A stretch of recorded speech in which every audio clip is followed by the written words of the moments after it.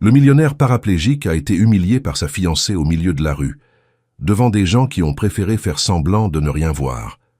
Seule une femme de ménage et sa fille se sont arrêtées, et ce qu'elles ont fait a tout changé. Avant de continuer cette histoire, commentez ici en bas de quelle ville vous regardez, laissez un like, partagez avec quelqu'un qui a besoin d'entendre cela aujourd'hui et abonnez-vous à la chaîne, car cette histoire va jusqu'au bout et vous voudrez suivre chaque détail. La chaise roulante a glissé toute seule sur la légère inclinaison du trottoir, a tourné sans contrôle et a heurté le bord du trottoir avec un bruit sec avant de s'arrêter dans le caniveau. Italo Albuquerque était au sol, dos à l'asphalte froid de la rue A15 de Novembro à Curitiba, regardant un ciel trop clair pour ce moment. Les gens passaient à côté, le contournant comme s'il n'était qu'un obstacle temporaire, quelque chose qui ne nécessitait pas d'attention. Véronica était déjà de l'autre côté de la rue. Elle n'a pas regardé en arrière, pas une seule fois. Le talon fin résonnait sur le sol, ferme, décidé, comme si chaque pas confirmait le choix qu'elle venait de faire. La bague était encore sur la table du café Madeleine, où quelques minutes plus tôt, elle avait mis fin à tout avec une phrase simple, directe, presque froide. « Tu n'es plus l'homme dont je suis tombée amoureuse. » Italo est resté là, au sol, essayant d'organiser ce qui venait de se passer. Ce n'était pas seulement la chute, ce n'était pas seulement la chaise hors de portée. C'était tout. L'accident, la récupération incomplète, le silence des gens, l'abandon d'elle. Il a essayé de bouger. Le corps a peu répondu. Assez pour sentir le poids de sa propre limitation. Assez pour réaliser qu'il ne parviendrait pas à se relever seul. L'odeur d'asphalte, de poussière et d'essence mélangée au vent léger du matin créait une sensation étrange, presque distante, comme s'il regardait cela de l'extérieur. Un homme en costume est passé à côté, l'a contourné sans s'arrêter. Deux femmes ont regardé rapidement et ont continué leur chemin. Un livreur a ralenti sur son vélo mais ne s'est pas arrêté. Alors quelque chose de différent s'est produit. Un balai s'est arrêté à côté de son visage. Le manche était jaune, usé, avec des marques d'utilisation. Et tout de suite après est venue la voix. « Tu vas rester là ou tu vas m'aider à te relever ?» Italo a tourné le visage. La femme portait un uniforme bleu, simple, les cheveux attachés par un élastique violet, l'expression ferme. Il n'y avait pas de pitié dans son regard. Il n'y avait pas d'hésitation. C'était direct, objectif, comme quelqu'un qui résout ce qui doit être résolu. « Mette ta main ici », a-t-elle dit, en s'accroupissant déjà. Il a obéi. Le toucher était ferme, sûr. Elle l'a soulevé avec une force inattendue, ajustant le poids avec naturel, comme si elle avait déjà fait cela auparavant, comme si ce n'était pas quelque chose d'extraordinaire. En quelques secondes, Italo était à nouveau dans la chaise. Il a ajusté sa chemise, essayant encore de comprendre. « Merci », a-t-il dit. Elle a simplement hoché la tête et est retournée balayer, sans cérémonie, sans attendre quoi que ce soit, sans transformer cela en quelque chose de plus grand que ce que c'était. Une enfant est apparue juste après, comme si elle était sortie de l'immeuble d'à côté, cheveux en 2 tresses de travers, sac à dos trop grand pour son petit corps, uniforme simple. « Maman, le goûter est fini. » La femme n'a même pas levé les yeux. « Je sais, Bia, attends un peu. » La petite fille a alors regardé directement Italo avec cette curiosité pure que seuls les enfants ont. « Pourquoi tu es dans une chaise ?»« Bia » a appelé la mère avec une légère fermeté. Italo a répondu avant. « J'ai eu un accident. » La petite fille a réfléchi une seconde. « Mon papa aussi en a eu un. » La façon dont elle l'a dit n'avait ni poids ni drame. C'était juste un fait. Ensuite, elle s'est retournée et est entrée dans l'immeuble. La femme a continué à balayer. Mais pendant un instant, juste un instant, elle s'est arrêtée. Et puis elle a continué. Italo est resté là, regardant la porte qui s'est refermée. Le monde continuait pareil autour de lui. Mais quelque chose en lui avait changé. Cet après-midi-là, déjà dans son penthouse au Batel, il a essayé de reprendre sa routine. Les rapports étaient ouverts sur l'écran. Le téléphone vibrait avec des messages. La ville continuait à vivre en bas, indifférente. Mais l'image revenait.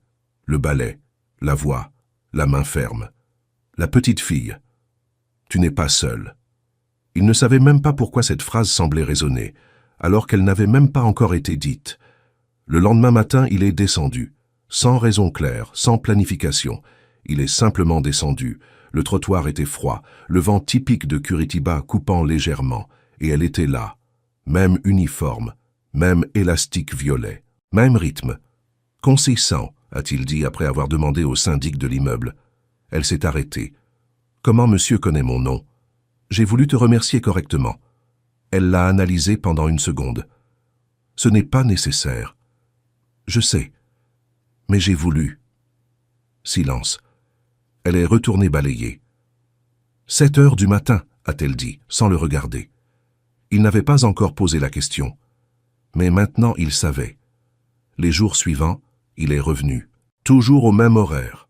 Toujours sans excuses convaincantes. Bia apparaissait parfois avec des questions, des dessins, des commentaires qui semblaient simples mais qui restaient. « Tu habites là-haut ? » ?»« Oui. »« C'est beau ? » ?»« Oui. » Ma mère dit que les endroits beaux à l'extérieur peuvent être vides à l'intérieur. Il n'a pas répondu, parce que cela l'avait touché plus qu'il ne l'aurait dû. Les rencontres ont commencé à devenir une routine. Café dans le couvercle d'une bouteille thermos. Silence confortable, conversation courte, et quelque chose qui grandissait, lentement, sans nom. Pendant ce temps, dans l'entreprise, Henrique Vasque continuait d'être trop efficace, trop organisé, trop précis, jusqu'au jour où un document est apparu, une procuration, trop détaillée. Italo a compris. Pour la première fois depuis longtemps, il a regardé avec attention. Et il n'a pas aimé ce qu'il a vu. La méfiance a commencé là. Petite, mais réelle. Dans la même semaine, un dessin est apparu. Bia l'a remis. Un homme dans une chaise, une femme avec un balai, et au-dessus d'eux, écrit avec des lettres de travers. « Tu n'es pas seul. » Italo a gardé le papier, avec soin, comme s'il s'agissait de quelque chose d'important. Parce que c'était le cas. Cette nuit-là, il était resté à regarder la ville par la fenêtre, à réfléchir, à ce qu'il avait perdu, à ce qu'il avait failli perdre, et à ce qu'il était peut-être en train de commencer à trouver, sans s'en rendre compte encore, sans le comprendre complètement, mais en le ressentant. Et pour la première fois depuis l'accident, la sensation n'était pas celle d'une chute, c'était celle d'un début. Les jours ont passé sans que personne ne remarque exactement quand cela avait cessé d'être une coïncidence pour devenir une habitude. Italo n'avait plus besoin d'excuses pour descendre tôt. Le corps exigeait encore des efforts. La chaise était encore un rappel constant de ce qui avait changé, mais maintenant il y avait une raison claire pour traverser le trottoir froid tous les matins. Concessant restait la même, sans excès de paroles, sans approche facile, mais il n'y avait plus la même distance qu'avant. Elle acceptait le café partagé, elle acceptait la présence, et, peu à peu, elle acceptait aussi le silence entre eux. Bia, comme toujours, traversait tout cela avec naturel. « Tu viens demain ?» a-t-elle demandé une fois en tenant une craie. « Je viens. Alors j'apporte un autre dessin. » Elle avait dit cela comme quelqu'un qui établit un engagement sérieux. Et elle l'a tenu. Les dessins ont commencé à apparaître fréquemment. Certains simples, d'autres plus détaillés, tous portant une vérité qu'Italo ne trouvait pas dans les rapports de l'entreprise, ni dans les réunions, ni dans les chiffres. Il y avait de la vie là-dedans. Pendant ce temps, à l'intérieur de l'entreprise de construction, les choses ont commencé à bouger différemment. Henrique insistait sur des réunions, des documents urgents, des décisions rapides, toujours avec le même calme calculé. Mais Italo n'ignorait plus. Il lisait tout, chaque ligne, chaque clause. Et plus il lisait, plus il percevait. Quelque chose n'allait pas. La confirmation est venue un après-midi silencieux, lorsque l'avocat Claudio Marins est entré dans la salle avec une expression inhabituelle. « Italo, tu dois voir ça. » Le document n'était pas long, mais il était suffisant. Des échanges d'emails, des dates, des détails. Henrique. Véronica. Un plan, structuré, froid, précis, comme tout ce que faisait Henrique. Italo l'a lu une fois, puis une autre. À la troisième, il n'y avait plus de doute. Le silence de la salle est devenu lourd. Mais il n'a pas élevé la voix. Il n'a pas réagi impulsivement. Il a simplement fermé le document. « Tu peux continuer avec tout. » Claudio a hoché la tête. Cette nuit-là, Italo n'a pas dormi. Mais ce n'était pas le même type d'insomnie, ce n'était pas le vide, c'était une décision. Le lendemain matin, il est descendu encore plus tôt. Le ciel était encore indécis entre la nuit et le jour. Concessant est arrivé quelques minutes plus tard. Quand elle l'a vu là, arrêté, en train d'attendre, il y a eu quelque chose de différent dans son regard. « Tout va bien ?» Il a réfléchi avant de répondre. « Non, ça ne va pas, mais ça ira. » Elle n'a pas posé plus de questions. Elle a simplement ouvert son sac, pris la bouteille thermos et servi le café dans le couvercle. Il a accepté. Les deux sont restés en silence. Mais c'était un silence plein. Après quelques minutes, elle a parlé. « Mon mari disait aussi ça. » Italo a regardé. « Quoi ?» Que les choses allèrent s'arranger. Elle a respiré profondément. Il s'appelait Aldenir. Le nom est resté dans l'air, lourd, réel. Il est mort sur un chantier. Italo a senti quelque chose changer en lui. Quel chantier? Elle a répondu sans détour. D'une grande entreprise de construction d'ici. Pause. Albuquerque. Le nom a frappé comme un poids sec. Direct, sans espace pour esquiver. Italo n'a pas interrompu. Elle a continué. C'était un accident. Ils ont dit ça, ils disent toujours ça. Ses yeux n'avaient pas de colère incontrôlée. Ils avaient quelque chose de pire, de la conscience. J'ai reçu une indemnisation. J'ai signé les papiers. J'avais une petite fille. Elle l'a regardé. Je ne t'accuse pas. Il a hoché la tête, mais quelque chose avait déjà commencé à s'emboîter. Les pièces, les situations, les noms. Henrik. Toujours Henrik. Ce même jour, Italo a demandé tous les anciens registres de l'entreprise. Accident, procès, rapport, tout. Il n'a rien délégué, il n'a rien reporté.